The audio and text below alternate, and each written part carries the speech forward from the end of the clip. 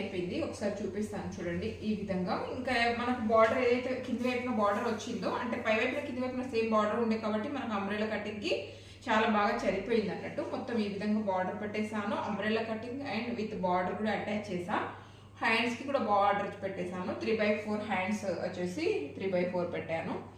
And front వైపున ఇట్లా అంటే ప్లెయిన్ గా కాకుండా కొంచెం ఎలిఫెంట్ గా కనిపించాలి, కొంచెం డిజైన్ గా కనిపించాలని ఏదైతే బార్డర్ ఉందో ఆ బార్డర్ ని ఇక్కడ కూడా అటాచ్ చేశాను ఫ్రంట్ వైపున.